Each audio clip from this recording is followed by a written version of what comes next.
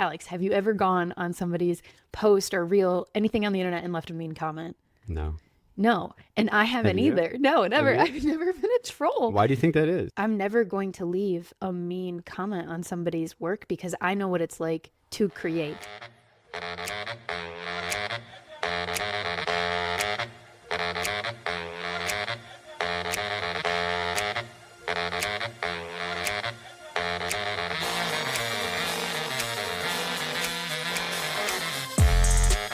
Hi, I'm Brittany. And I'm Alex. And you're in the editing castle. I can put the music there. We can restructure the beginning of these episodes so that way you will always have your jams. We just might have to do that, Brittany. That would be fun. Thank you so much for being here today. Today was a big run for me. I got to hit my 100-mile mark for March. Thank you. 100 miles. It was tough though, because I did a big run yesterday, so I didn't know if I was fully recovered or not, but Britt was great and she cheered me on. Yeah, I love running with you. Mm-hmm. What are you working on today in your editing castle, sweetheart? Today was fun. I had the opportunity to work in our website, which feels like we've been editing for years. We have been. Yeah, because in a lot of ways, your website is evolving as you're evolving. And every time that we went to address it, thinking it was the time to address it, we were in the middle of the transformation. Feels like we've always been transforming. This time around, though, something feels different. It feels like we have a different level of confidence in the copy and what direction we want the website to go. And that feels cool. It's a good feeling. I know just talking it over with you the last couple of days and redefining what the next couple of steps looks like, it has given us a really strong sense of direction. We want to have a shop for resources, for education and different things. And we've never had something like that. So I'm excited. So excited. What are you working on in your editing castle, Alex? This is becoming one of my favorite parts of content creation in general. I am so grateful for the podcast community. Appreciate all of your support and your viewership and listenership. Yeah, thank you. It's so amazing. One thing that I'm really enjoying is cutting these episodes up into short form, and I get to do it on my iPad. And I got my iPad. I don't know if you guys have bigger hands or just fat thumbs or whatever. I have these salad fingers.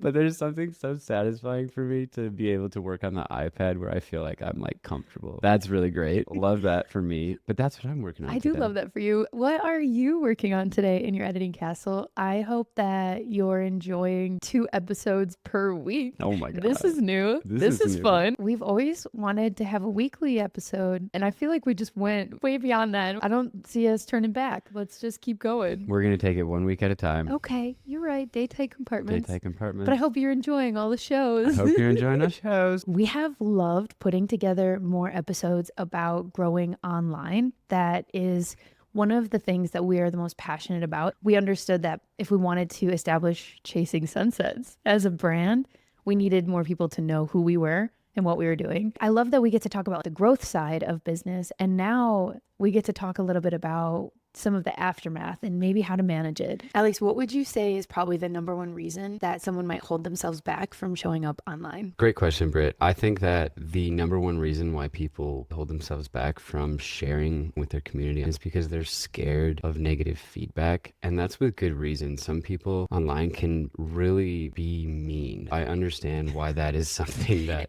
might scare you a little bit. Why gotta be so mean? Why you say that? So that comes with all of the extra attention. With you putting out more content and being more vulnerable, you open yourself up to some of that negative feedback that you can get when posts start to get pretty viral, or especially if they get viral. It is a tough thing. One of the best things that we recommend is that you moderate it if it ever gets out of control. It's your piece of content and it's your community. You decide what the temperature is going to be like in the kitchen. If it's getting a little too hot in here, you can always take down the piece of content. Or, yes, chef.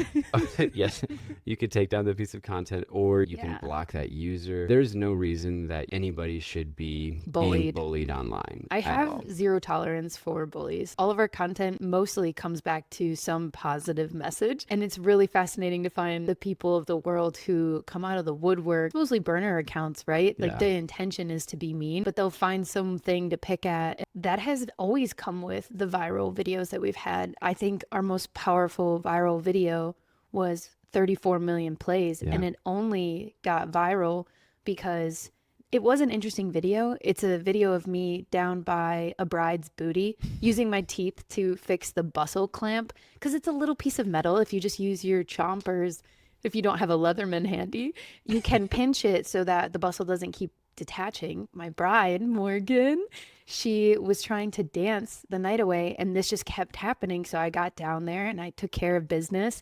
Alex got a funny little clip It's of just it. like one of those moments where you see something fun happening and the energy was so good. I just pulled my phone out and recorded 20 seconds. I cut it up into like 6, and Yeah. it shows me, which kind of makes you think. Like, what are you And then doing? it shows her reaction of overwhelming joy as she's being 'Cause taken she can care of. dance again. And she could dance again. And I put this on the internet and said, when the wedding photographer uses their teeth to fix the dress bustle so the bride can dance the night away. And I used the incorrect grammar for their teeth, and someone had left a comment criticizing me for that, and they were sassy. And it was so cool to see that the community that ended up making the post go viral wasn't that they were agreeing with that person, that I like, how dare I put out a piece of grammatically incorrect content, but rather they were defending me, just basically saying, my bad. But all across the world, people came out of nowhere to just say, like, she's a girl's girl, be nice to her. 34 million plays on one video because somebody was being mean. This is the really hard thing that we're navigating as content creators. We all are. You want the virality because you love that there's more eyes on your work. Exactly. However, it comes with, I haven't seen one viral video going viral for a positive reason. Yes, there are positive viral videos, but there's usually some element of spice somewhere in the comment section somewhere that keeps people around. Hurt people hurt people. Exactly. So whenever this happens, they are obviously really sad. They're not having a good day. So this is the question I always ask. Alex, have you ever gone on somebody's post or reel, anything on the internet, and left a mean comment? No. No. And I haven't Have you? either. No, never. Have you? I've never been a troll. Why do you think that is? I'm never going to leave a mean comment on somebody's work because I know what it's like to create. If you create and you feel that vulnerability and you're familiar with what that's like, it is infinitely harder, impossible almost, to then go to someone else's vulnerability and to be mean. So the people who are being mean, they're not creating. Go to their profile. Alex, name one creator. It has never been, not that the following matters, but you're absolutely right. It's always like a smaller account who's just being mean. It's a smaller account, but it's also someone who's not creating. Exactly. They're not actively putting time, love, and energy into pouring their heart out for the internet. If you see someone being mean on one of your posts, try to put yourself in a place where you can see that, oh, they're just sad, that I create all the time. I'm a creative person. You're totally right, because you're either creating content or you're consuming content. I don't really know. They're sad. They're a sad consumer. They're just a sad consumer. Who hurt you? Yeah, no, you're right. The other category of that would be people, they might have an opinion on whatever it is that the video's about. Yes. But they don't have the courage to make the videos. So then whatever spin they would put on it, they're going to tell you. They're going to tell you what they think about your thing. And that's fine. And to that point, Alex, thank you. The catchphrase we use most often is haters are helpers. Haters are helpers. And you just brought up a great example. Most recently, we made a high-speed sync video for our new flash. We were lucky enough to do a deal with Godox where they sent us this flash and they just wanted us to talk about the features. And in learning the features, we discovered HSS, high-speed sync. You can put your flash into a special mode that will allow you to use all of your shutter speeds. You're going to face a lot more flash recycle because it's obviously taking more power for things like Grand March, when the subject is moving significantly faster than what my camera would allow. In a low light area. In a low light area, it would allow a shutter speed of 1/180. On one of the cameras, it was like 1/200, but it would always max out somewhere around there. To discover a high-speed sync, I was elated. And anytime I discover something new, I want all of my friends to know about it too, because I want to help you get over the learning curve that maybe took me a little bit longer. That's just like, that's my thing. And so I was like, let's make a video. It's something that's so small, but it's also so huge until you understand it, because you could just put it into that mode if you are in one of those situations where there's like 1/180 is not quite fast enough. It's not it. You want to freeze the motion and it's low light enough that you need to have a little bit more juice. And that's what you're getting at, is some people were sharing that's not reason to use high speed sync for Grand March because they're quote unquote not moving fast enough. Right. And it's just like a thing that Britt wanted to share with you guys because I think that Grand March photos can be a lot more fun now because they're going to be actually like frozen in time, and some people's expressions or like what they're doing is so fun to see and it's not blurry. So what do you mean? I would definitely love that. Like I would use high speed sync during that. It makes sense. And when you have, so inside of that comment section, what was the demographic of people that were actually being mean on that post, and what exactly were they being mean about? The demographic was kind of split. It was between people that didn't know how to do this yet, which is who we were talking to. I'm always making videos for at least one person that this is going to help. Yes. If it's a light bulb for one person, successful video. Absolutely. Regardless of anything else that happens, if one person is impacted in a positive way, Yes. it's a great success. A great success. Then the other part of the demographic were people that they're a little bit more rude about how they feel about their opinion, and they're like, that's not what you should use it for. It's interesting because they created more conversation, which pushed the video out harder. So it's Well, it was the haters are helpers. It was like, the inverse square law of it all that really tickled me pink. So in the comment the section, inverse square law. what it felt like as a woman was that there were men who wanted to mansplain yeah. Flash better than I could. You're right. They were. And I was, in my opinion, speaking to other women. So it never crossed my mind that the men in this comment section who were right. receiving this content might want me to go that extra mile to add in like the manliness and the masculinity of the definition of inverse square law. Inverse square law is something related to the proximity of your subject to your flash, Yes. and how if they're further away, your flash will have to work harder to light them properly, versus if someone's closer, then it doesn't have to work as hard. And I thought I had explained that in like my silly, goofy, girly way. And a lot of the people who receive the content, they're like, I get what she's saying. I get it. But there were men in the comment section who were like, well, you have to tell them about the inverse square law, or else you shouldn't be educating on something you know nothing about. It's so funny. I love how you just, that's the exact character. Thank you. It's just what that you have to almost read these comments in a caricature voice. And my mind immediately goes to a 1940s circus. What's the guy in the middle? Literally the guy in the, The middle. circus What's king. his name? Like What is he? the ringleader. The ringleader. He's the ringleader. He's a 1940s ringleader. And He's he's got a like, big hat on. hey, little miss. Like, and that's fine. I am grateful that I got to do a follow-up video and I got to explain the power element, because people really wanted me to explain, if you use a high-speed sync, you will drain your battery of your flash faster. And I'm like, that's a great point. Let's put that in part 2. But in part 2, I also got to say, like, to my hater, hey, thanks for the engagement. That's how I've been able to set aside people's intention to make me feel bad or insecure or ignorant when I'm putting out content. It's allowed me to set that baggage that they're trying to unload on me aside and just keep creating, because I deserve to be able to put my videos out there and not be thinking about how people might attack me for them if I don't do everything perfect. Yeah. Because nothing is perfect. Nothing is perfect. No, it's really not. Literally right along those lines, if for any reason anybody in your content is being attacked or bullied, Yeah. you have the right to remove the comment, to block the individual account, or Yes. to remove the post altogether. I have reported accounts. I have no tolerance for bullies. And if you're doing that to me, chances are you're doing that to other people. And I will go so far as to report accounts, because I don't think that's behavior that should be tolerated. This goes back to middle school. Literally. See something, say something.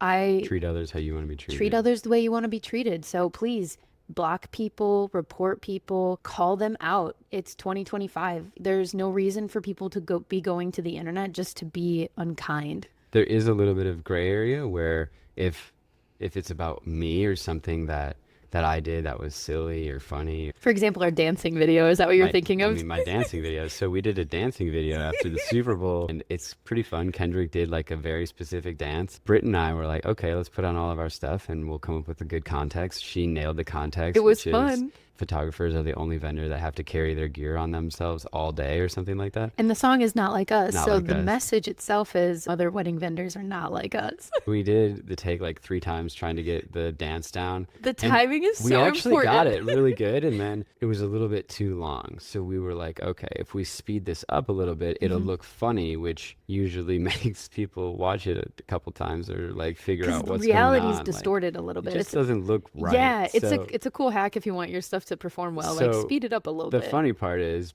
Brittany actually looked like she was right on the beat when it was sped up, and I looked like I was like off a little bit.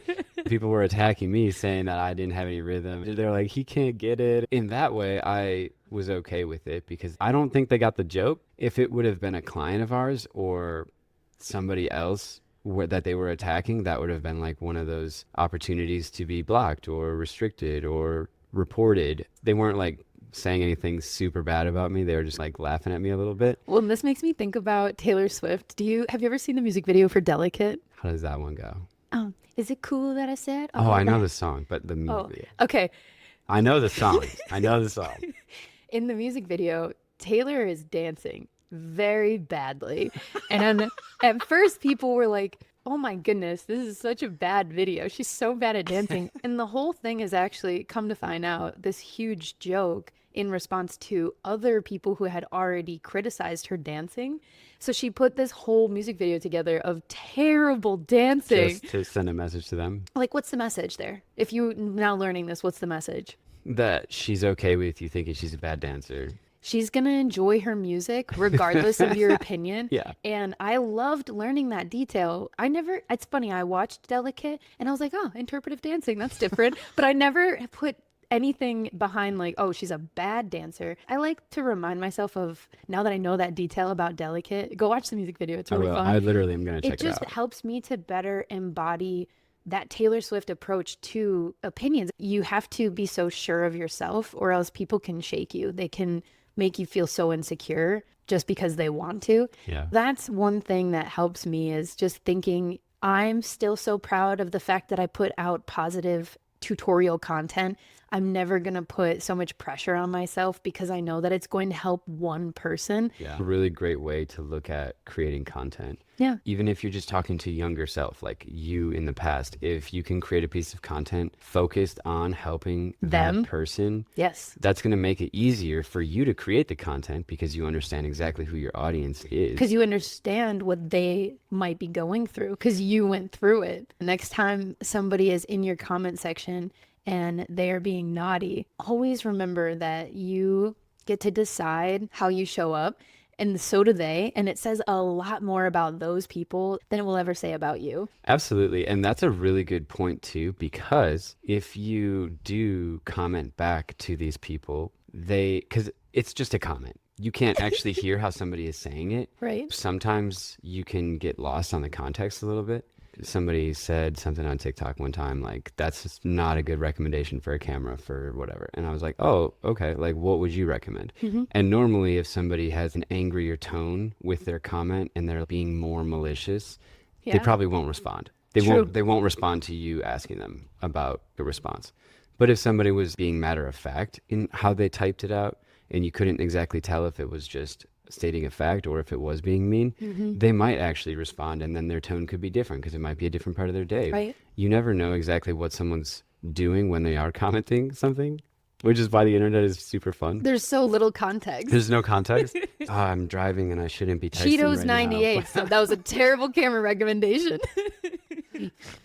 Exactly. You get to decide how you want to manage that. Do you remember on the one post most recently when somebody did have a really spicy initial reaction to something we put out, and then we responded back and, Yes. and we wished them, what did we say to him? Yeah, Do you we remember said, this? the way that I approach some kind of comments like that is this is my standard. I say, thank you for your perspective. Thank you for sharing your perspective. Yes. Like, and there's variation there. Start with gratitude. Let's see how Start they with handle gratitude. it. Start with hit them with gratitude. I'm not going to fight you. I'm just going to say thank you for your perspective. Thank you for sharing Whoa. your comment. And then if there's like more context that they shared that I could refer to, then it could be like, hey, I hope you have a good rest of your day. Yes. If it's spicy, you might just want to wish them a good day because they're probably not having one. And Yeah, then, kill him with kindness. so I think I said something like that. And then do you remember what he said? So this gentleman, he said something spicy. Alex hits him with his 2-pack punch kindness sandwich and then peace out. I came back to the comment later, and this man's went through a full life crisis. He responded back and apologized formally to Alex and I for leaving a bad comment. And he even said, I had a really hard day. I had a bad day. I had a really hard day. This caught me at the wrong time. I'm so sorry. And how fascinating was it to find that by not engaging with that negativity, not amplifying that, not throwing gasoline on the fire, Right. you actually turned the table and you were allowed this man to self-reflect He was and like, hopefully be better for other people in the future. I'm not proud of that comment. I think that there are some people in the world that want to see the world burn. And if you just simply approach every conversation as an extinguisher, it's a lot harder for them to just be creating fire all the time. Because remember, you can never win an argument. So there's no reason to really try. And we don't really do like clickbaity type of responses. Yeah. Or like egging somebody on if they're going to go down that path. I like the extinguisher analogy. That's solid. This reminded me a little bit of our conversation with Alex. She mentioned that if somebody is just like picking at her, she won't necessarily take it down because often when she responds back with kindness, everybody in her comment section is very supportive of her and they will come and give more love if somebody's like picking on her. It's a solid strategy to approach this kind of a thing. I just want to let anybody know if it doesn't feel good and it's not good for your mental health, or to your point, Alex, if it's directed at your clients, there is a level of management that you need to do when it comes to sharing content online. You don't want to have a video doing so well because someone's getting bullied and then leave it up because you want the attention and the traction and you're not protecting them. That's really hard. You should never trade views for hurt feelings of your clients. Yeah. First and foremost, you are representing your brand and your business. And I really don't want you to fall for that tempting trap of, oh, but it's a positive because more people are coming to my video. Our very first viral video, we had like a really funny like skit about a picture. And this picture was an officiant and their 2 friends who they were performing the wedding ceremony for. And in the moment that they were about to share their first kiss, he thought it would be really funny to make like a goofy face. To photobomb it. To photobomb it. He did, and I took the picture. And of course, you can Photoshop him out, but he's such a sacred friend to them that I could tell. I could tell that was like all of their senses of humor, that made sense that he would do that. And they loved it, right? I already had confirmed with them that they don't want me to take him out. I thought it would be an awesome thing to put on social media. I just thought other people would find it hilarious. And what I did is I zoomed in on a couple of beats closer and closer to his face so you couldn't ignore it. The beginning context is me saying the wedding photographer always asked the officiant to move out of the way of a kiss and why. And then it cuts to his face. This video did tremendous on the charts. There were so many views, so many millions and millions of plays. But what started happening is people weren't just commenting on the officiant. They were starting to comment on the body language of the groom because he was standing in a very unique way that is unique to their love story. There's an inside joke there about like the way he was leaning forward and the way that the comment section quickly turned to people attacking him and just being very unkind. It became a thing where like on a daily basis, Alex and I are like, hey, did you check in on that? Because we were just deleting comments because so many people would just show up out of nowhere and they've never met us. They've never met this couple. Yeah.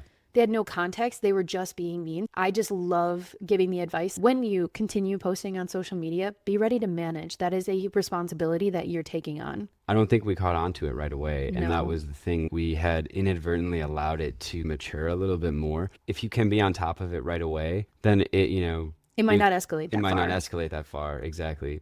And that's why it's a really good idea to monitor your content. We want you to feel like this is a safe enough space for you to be vulnerable and for you to share your beautiful creations with us. Share your content. And don't let the fear of somebody being mean in the comments stop you from posting. This hater episode needed to be in the conversation because this is not all sunshine and rainbows, but it's not. Really fun. And you shouldn't let the fear of something that's less than favorable keep you from playing the game. Please play. Please don't let the fear of striking out keep you from playing the game. I didn't know if you were going to go there or not. Thank you. Is that an illegal quote? Do I have to pay someone to quote that? No, I don't think so. Okay, cool. Thank you for sharing that. Oscar Wilde, he said everything.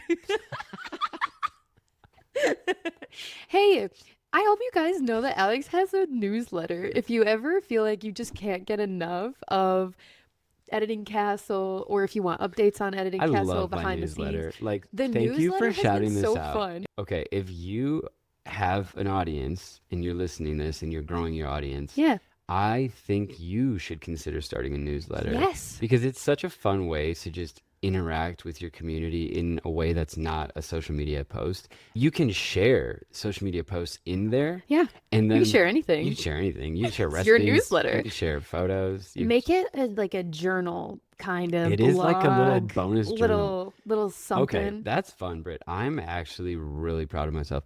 I have journaled consistently all year. Wow. That's huge for me. So I'm a reflector. So like Alex. actually sharing my thoughts in a journal so that I can get them down and get it out. You don't remember all of the details if you don't reflect on them day to day. Sure. It's easy to get something missed. And my journal is mostly highlights of big things. What happened or in the day? Because that was going to be lowlights. my next question is what are some of your journal prompts? But I've also now found this genetic matrix, which is really cool. It's human design, part 2 coming soon. Human design data. We never did a part 1. Part 1 and part 2 coming soon. And 2 episodes. I'm it's telling 2 you right episodes. I'm just going to tell you, okay? Anyways, I change every day. It's really Yeah. cool to see the corresponding dates of like, oh, Brittany really enjoyed my energy that day. Cool. Oh. And that was this day, and the moon was here, and this was happening. Me being able to be more critical and more thoughtful about connecting how I feel internally in my journal with what was happening in the transit cycle as well. It's next level. It's next level. It's next So level. you like the newsletter and journaling together because it helps you to like Well, chronicle and this whole reflect? tangent started because it's like a journal entry. It is. And then I said I've been journaling. So it Yes. feels like I get another chance to journal when I do my newsletter. Okay, So you guys can definitely check out my newsletter. what can people expect from your newsletter, Alex? Well, thank you so much for your interest in my newsletter. I would love to share all of the very exciting things that are happening in my life and our life and our podcast and business. So you might hear about sales, travel, and opportunities that you may be able to interact with us in person. We do model and do photographer minis. Yes. We also guest speak at content retreats. So, Yes. by the way, big news on that coming soon. So excited. You could also see some of the behind the scenes types of things that we do from a day-to-day basis. We talk about some exciting calls that we're lucky enough to take, whether Yes, that's yes. business meetings, or meetings. podcast episodes. It might be a fun way to hear about what happened with us. Yeah. I like your newsletter. So I'm going Join to my plug newsletter if you want to hear about it. I'm going to plug the newsletter and put it in the show notes if you guys want to sign up. If you love this episode, please share it to your Instagram story and tag us so we can see it, and leave a review or rating on any platform you're listening. Thank you so much for listening. And with that, we're so happy you stopped by. And you're always welcome back. We'll see you next time in the Editing Editing Castle. Castle.